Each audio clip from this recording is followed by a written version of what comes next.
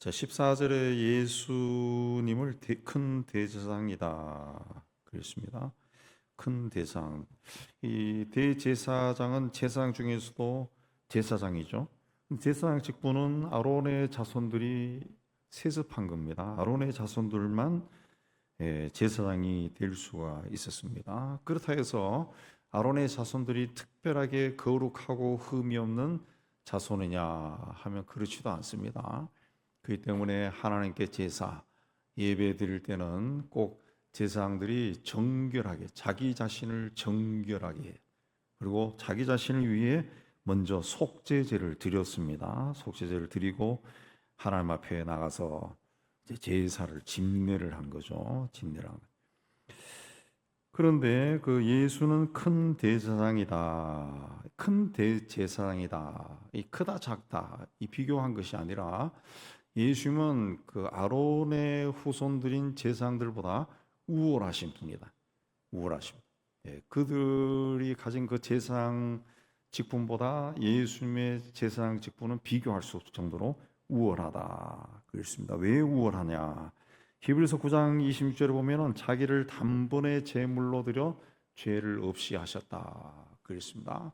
구약에 나오는 제사장들은 이 자기를 위해 다른 제물, 자기의 죄를 대신할 짐승을 하나님께 제물로 바쳤어요. 그래서 그 바친 때만 자기 죄가 이제 그 용서를 받은 거죠. 그러나 예수는 자기를 제물로 단번에 드려서 한 번 드려서 죄를 없애버렸다. 죄를 없애버렸다. 그랬습니다.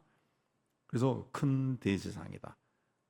비교할 수 없다는 사람으로서의 제사장과 예수님은 비교할 수 없다. 단번에 해결하시고 큰 대제사장이다.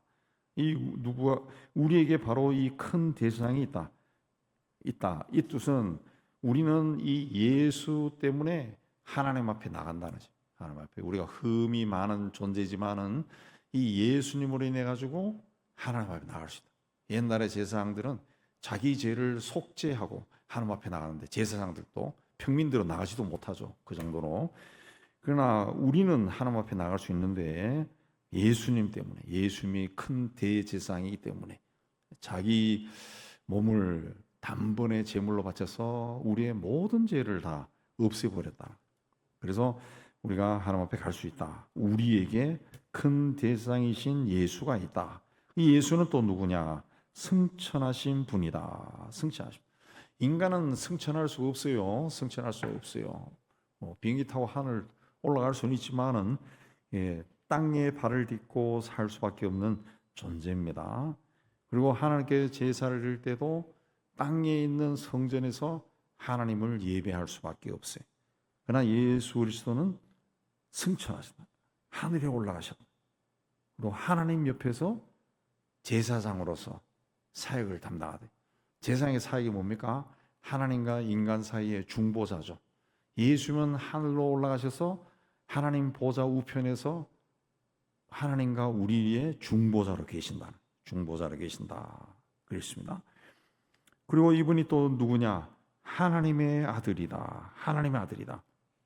하나님의 아들이라는 것은 예수님은 인간인 동시에 그 신성을 가진 하나님의 아들, 하나님이다. 그걸 이해합니다. 자, 인간으로서 예수는 인간으로서의 연약함과 한계를 가진 분입니다. 인간으로서 연약함과 한계를 가지고 사셨어요. 그래서 인간을 누구보다 이해할 수 있습니다. 그리고 또 하나님의 아들이다라는 것은 예수님이 하신 모든 말씀과 약속과 행동을 신뢰할 수 있다. 인간과는 다르다는 거죠. 인간은 죄에서 모든 것이 나오지만은 죄가 없으신 예수님이 세상에서 오셔서 또 오셨다가 사역을 마치고 승천하신 분, 하나님의 아들이기 때문에 이분이 하신 것은 하나님의 권위로 말이에요. 하나님. 그래서 우리가 이분은 믿을 수가 있다. 그래서 14절에 우리가 믿는 도리를 굳게 잡아라 그랬어요. 예수 그리스도는 큰 대제사장이고 승천하신 분이고 하나님의 아들이다. 이 믿는 도리는 바로 이겁니다. 우리가 이렇게 고백하는 믿음을 굳게 잡아라. 예. 예수는 큰 대상이고 승천하신 분이고 하나님의 아들이니까 지금 우리가 믿는 그 믿음을, 우리가 고백하는 믿음을 굳게 잡으시오 그랬습니다. 여기 믿는 돌이라고 하는 것은 이제 고백하는 믿음을 이해합니다. 고백하는 믿음. 당시 그 유대인 기독교 공동체 안에서 공식적으로 행하던 고백은 하나님의 아들 예수 그리스도, 하나님의 아들 예수, 하나님의 아들 예수입니다. 예수 그리스도 하나님의 아들 구세주 그리 나가는데, 그래서 초대교회 교인들이 이제 그 핍박이 굉장히 심하니까 자기들끼리 이제 나는 그리스도인이다라는 것을 표시할 때 다 아신 것처럼 물고기 형상을 만들어서 그 안에다가 익수스라고 썼어요. 익수스, 이에수스, 뭐 익수스라고 썼는데, 익수스라고 하는 말은 이에수스, 크리스토스, 데우, 히오스, 소테르라고 하는 헬라어의 머리 글자, 이에수스, 크리스토스, 데우, 히오스, 소르테르, 그 머리 글자만 따가지고 쓴 겁니다. 그 여러분 뭐 보신 분이 좀 이상한 글씨, 하나, 둘, 셋, 넷, 다섯 개 해서 익수스랍니다. 익수스가 무슨 뜻이냐 하면은 예수스 크리스토스, 예수 그리스도. 그 데우 히오스, 데우는 아들입니다. 히오스는 데우는 하나님, 히오스는 아들, 소테르는 구세주. 그러니까 예수 그리스도 하나님의 아들 구세주, 그런 뜻인데, 그 초대교회 교인들이 바로 이걸 고백했다는 거죠. 자기들끼리 하나님 앞에 나가서 또 자기들끼리 또 본인이 그렇게 고백했다는 거예요. 근데 익수스라고 하는 단어도, 그 단어 익수스라는 단어도 헬라에 있는데 그 단어 자체가 물고기라는 뜻입니다. 물고기. 그래서 아무리 핍박을 해도 이거 물고기잖아요, 그렇게 말하면은 아무 할 말이 없는 거죠, 핍박한 사람들이. 근데 그 사실은 익수스란 단어의 머리 글자니까 그 따서 한 거니까 그 원래 말은 예수스 크리스토스 데우 히오스 소테르, 머리 글자라는. 근데 익수스 자체는 또 물고기. 이 믿는 돌이, 그러니까 예수 그리스도 하나님의 아들 구세주, 이걸 굳게 잡아라. 굳게 잡는다는 것은 달라붙다는 겁니다. 착 달라붙어 있는 거, 절대로 떨어지지 않는 거. 뭐 나와 이 고백이 하나가 돼 있는 거, 그리고 떼어낼서야 뗄 수가 없는 거. 그러니까 이 믿음을 끝까지 지켜라. 그래서 끝까지 지켜라. 15절에는 우리에게 있는 대제사장은 우리 연약함을 동정하지 못하실 리가 아니요.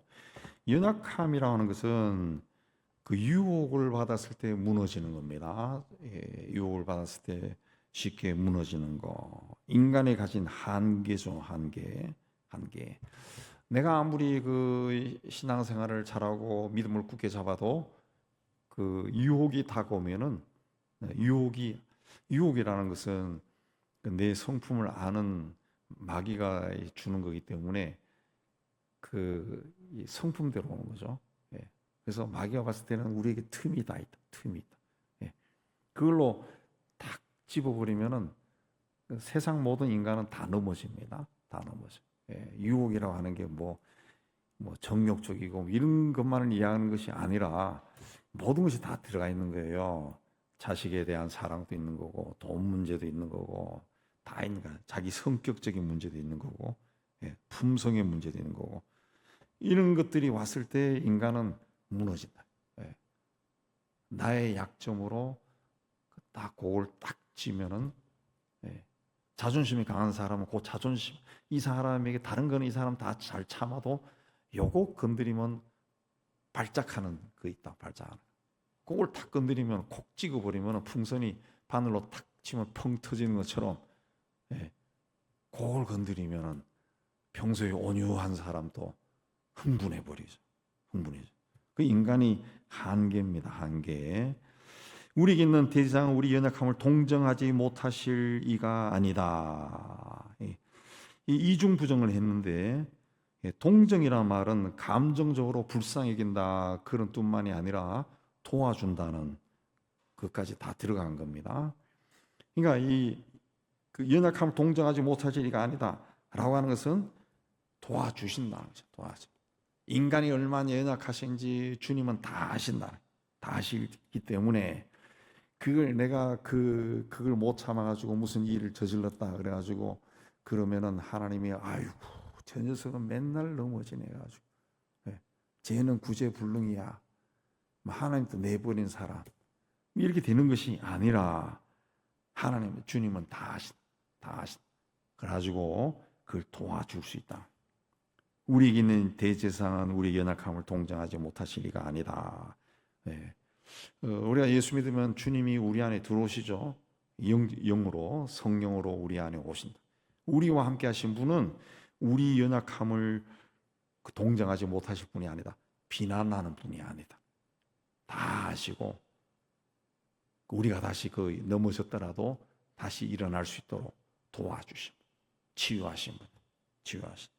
그러니까 중요한 것은 우리 스스로가 아유 나는 그 구제불능이야 하고 스스로가 자학한다든가 자기를 정죄한다든가 자기를 비난한다든가 그러지 말고 내가 잘못했으면 또 넘어졌네. 그럼 본인이 스스로 깨닫고 하나님 내가 또 넘어졌네. 나는 이 문제 보면은 날마다 넘어져요. 하나님 죄송합니다. 용서해 주세요. 십자가의 보혈로 씻어 주세요. 이렇게 해야죠. 이렇게. 근데 이걸 자꾸 해야 됩니다. 자꾸 해야 되는데 자아가 강하고 자존심이 강하고 명예심이 강한 사람이 어떤 어떤 유혹에 사탄의 미혹에 뭐 살짝 건드렸는데도 내가 확 넘어져 버렸어. 그러면 막 괴로워서 자기가 막 미워 죽겠어. 이렇게 산인이 빨리 죽었으면 좋겠어. 뭐 5만 가지 생각이 다 든다. 그러고 거기에 막 꽉 잡혀 있으면은 우울증이 걸려요. 우울해진다고. 예수 믿는 사람들도 막 우울해지고 구제불능이 될 것 같아. 아우 내가 이러다가 정말 천국 갈 수 있을까? 막 이런 생각까지 막 든다. 그런 생각 들면서 계속 거기에 사로잡혀 지내면은 그야말로 구제불능이 돼요. 구제불능. 그때는 성령의 도움을 받아가지고 내가 또 이렇게 실수했구나. 그러면 아유 하나님 내가 이렇게 연약해요. 성령의 도움을 받아 정직하게 고백하고 주님 내 또 넘어졌어요. 주님 용서해 주시고 십자가의 보혈로 씻어 주시고 다시 일어날 수 있도록 도와주세요. 다시 일어나야죠. 근데 이걸 우리에게 있는 대제사장은 우리를 그렇게 해 주신다는 거죠. 주신다. 왜? 15절 하반절에 모든 일에 우리와 똑같이 시험을 받았다는, 우리와 똑같은 시험을 받았다는 거죠. 그러나 죄는 없다 그랬습니다. 우리와 똑같은 그 길을 걸었다는 거죠. 인간으로서 주님은 인간으로 세상에 오셨어요. 인간으로 오시기 때문에 인간이 겪어야 하는 것을 다 겪었다. 음식을 안 먹으면 배가 고파요. 물을 안 마시면 목이 말라요. 우리 뭐 매일 잠자지만은 하룻밤만 잠을 설치면은 그 다음 날 그냥 해롱해롱하고 막 머릿속이 멍하고 판단이 안 돼요. 판단이. 저도 언젠가 얼마 전에도 밤에 어떤 일로 잠을 못 자는데요. 꼭 잘 시간에 자야 되는데 조금 늦게 잤더니만은 그 다음부터 막 잠이 안 와가지고 막 1시간 간격으로 깬 것 같아요. 잠을 설쳤는데 그날따라 어떤 모임이 있었는데 가서 제 의견은 하나도 이야기 못했어. 그냥 당신들이 하는 대로 막 이게 멍해지고 막 귀찮아지는 거예요. 그냥 가자 그런 대로 따라가고 먹자 그러면 먹고 이야기하면 듣고. 그 사람이 그렇더라고. 사람이 굉장해 보이는데 인간이 공부도 하고 뭐도 하고 운동도 하고 그러면 힘도 있고 하면 막 모든 것을 다 할 수 있을 것 같은데 인간이 하룻밤 잠 못 자도 한 끼 두 끼만 굶어도 허겁지겁 된다. 뭐 다이어트 하기 위해서, 그다음에 뭐 금식하기 위해서 뭐 두 끼 세 끼는 되지만은 먹을 게 없어가지고 두 끼 세 끼 굶으면요 정신이 나가. 예. 예. 먹어야 되는데 못 먹어서 며칠을 굶었다. 이건 막 정신이 나가. 정신이 나. 예. 다이어트 하기 위해서, 금식하기 위해서 며칠을 즐겁게 참을 수 있지만은 정말 가난하거나 먹을 것이 없어가지고 굶주려 버리면은 정신이 나. 근데 예수님은 그런 걸 다 겪었다는 거죠. 가정적으로는 아버지가 일찍 돌아가셨어요. 맏아들로서, 큰오빠로서, 큰형님으로서 가족을 책임져야 돼. 책임져야 돼. 죽음의 슬픔과 세상살이의 고단함을 다 겪었어요. 또 예수님이라고 뭐 병이 없을 수 있겠습니까? 감기도 걸려봤을 거고, 그쪽 지방에 그 유명한 독충에 물려도 봤을 거고, 뭐 다 해봤을 겁니다. 예, 그리고 또 가난한 집에서 많은 동생들과 어머니를 모시고 가난과 굶주림의 고통도 겪었을 거예요. 공생애를 시작하면서 집을 떠나갑니다. 인간이기 때문에, 하나님이지만은 또 인간이기 때문에 맏아들로서 이 집을 떠나 이 집안이 괜찮을까 그런 걱정도 했을 겁니다. 걱정도 했을 거예요. 그리고 사역하면서 자신과 다른 다양한 출신과 지역의 사람들을 만나 부대끼면서 인간적인 갈등도 있었을 거예요. 또 가론 유다의 케이스 보지만은 제자들을 가르치면서 아마도 오늘날 목회자들처럼 기쁨과 좌절도 겪었을 겁니다. 마지막에 또 죽을 때는 혼자 외롭게 죽습니다. 예. 그러면서 인간이기 때문에 우리 예수님의 마지막 십자가상에 말씀들 나오지만은 아버지 왜 나를 버리셨습니까? 그 공포, 두려움 똑같이 겪은 거예요. 뭐 예수님은 하나님의 아들이기 때문에 대범하게 죽음을 맞이하고 그런 거 없습니다. 하나님의 아들이지만 인간으로 왔기 때문에 인간으로서 똑같이 사신 거예요. 똑같이. 사람으로 살면서 이런 것을 겪으셨다는 것은 우리의 인생 사례가 어떻다라고 하는 것을 예수님이 가장 잘 아시고 우리를 도와주실 수 있는 유일한 분이라는 거죠. 유일한 분. 인간이 겪을 수 있는 건 다 겪은 거예요. 근데 인간이 겪는 거, 우리가 겪는 이런 것들은 어디서 오는 겁니까? 죄 때문에 오는 거예요. 죄 때문에. 죄의 원죄로 인해서 나오는 이 죄가 세상에 들어와서 그걸 겪는 겁니다. 그러나 예수님은 아예 죄가 없어요. 죄가 없다. 그렇습니다. 죄가 없지만은 그걸 겪었다는 거죠. 그걸 다 왜? 사람으로 오셨기 때문에 죄를 겪었다. 사람들처럼 유혹도 받으셨고, 그렇지만은 유혹을 물리쳤고, 인간적인 괴로움도 있었지만은 또 예수님은 또 기도하시면서 또 물리치고, 인간으로서는 다 받으신 거예요. 뭐 그 성경에 또 그 예수님이 하신 일을 기록하면 세상에 있는 책도 모자란다 했는데 그 다 기록이 안 돼 있고 가장 중요한 구속사에 필요한 것만 기록이 돼 있는데 그 예수님은 그런 사람으로서 받을 수 있는 유혹을 다 받았지만은 다 물리친 거죠. 그러나 예수님은 다 받으셨기 때문에 인간 사람들이 인생을 살아가면서 겪는 어려움을 다 안다는 거죠. 다 안다는. 그래서 16절에 그러므로 우리는 긍휼하심을 받고 때를 따라 돕는 은혜를 얻기 위하여 은혜의 보좌 앞에 담대히 나아갈 것이니라. 그 긍휼하심을 받고 이 주님의 어떤 그 불쌍히 여기심을 우리가 받는다는 거예요. 주님이 불쌍해서. 그래서 그 초대교회 이후로 그 기독교 공동체에서 행해진 그 가장 그 유명한 기도가 하나님의 아들 예수 그리스도여 나를 불쌍히 여기소서 그거라고 말씀드렸잖아요. 예수의 기도. 나를 불쌍히 여기소서. 그 복음서에도 가장 많이 나오는 그 기도가 그 하나님의 아들 예수여 나를 불쌍히 여기소서. 예수여 나를 불쌍히 여기소서. 그게 다윗의 아들 예수여 나를 불쌍히 여기소서. 그 불쌍히 여기소서입니다. 그리고 그 우리가 기도할 때도 하나님 앞에 기도할 때 하나님 나를 불쌍히 여겨주세요. 그 기도만큼 절절한 기도가 없고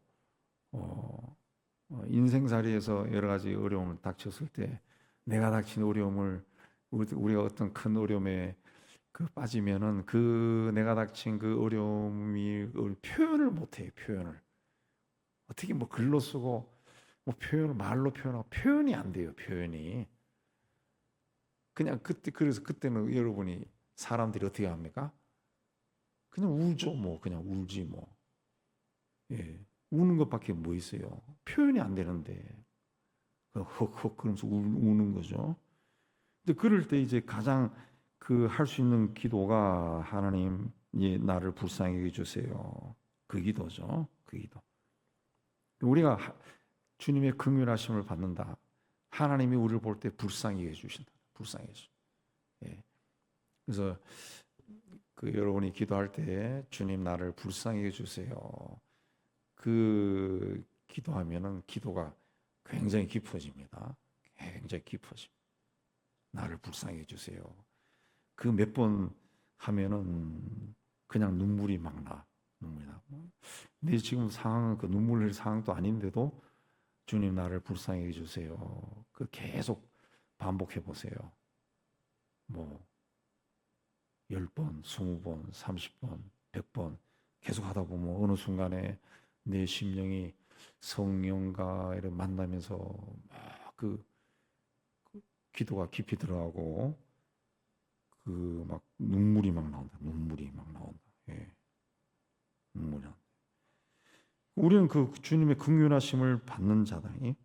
때를 따라라고 해서 적절한 시기입니다.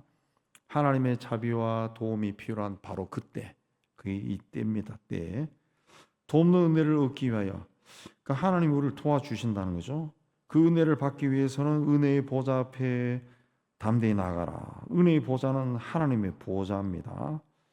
그 보좌 우편은 예수님이 계시죠. 예수님은 인간으로 세상에 오셔서 인간으로서의 삶을 살았던 하나님의 아들입니다. 그분이 직접 세상에서 살아봤기 때문에 우리 인생을 누구보다 잘 알고 있는 거예요. 잘 알고 있는. 그 인생의 문제를 해결하기 위해 자신을 제물로 바쳤던 분이. 그래서 그분 덕에 우리가 하늘에 계신 우리 아버지, 창조주를 아버지라고 부른다. 아버지라고. 근데 이 하나님 앞에 나아갈 때 어떻게 나가라 그랬어요? 담대히 나가라. 담대히 나가라.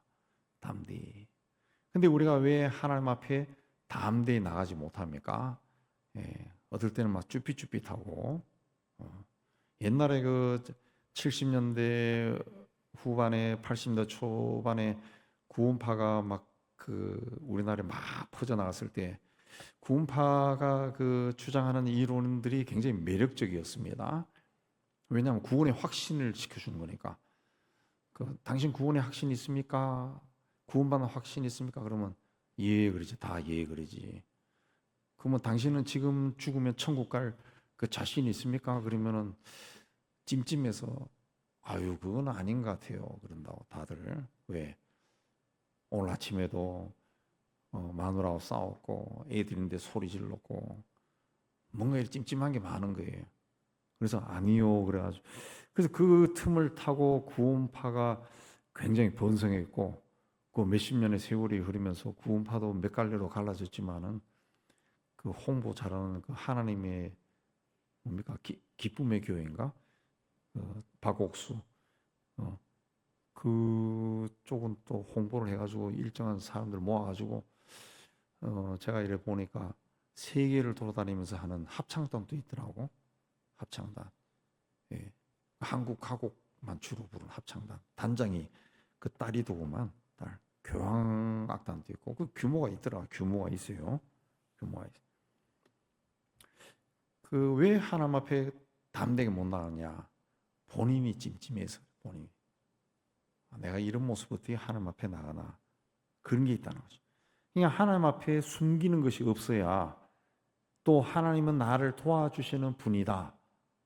나의 모든 것, 오늘 말씀에서 이야기는 뭡니까? 하나님은 나의 모든 것을 다 아는 분이에요. 다 아는 분.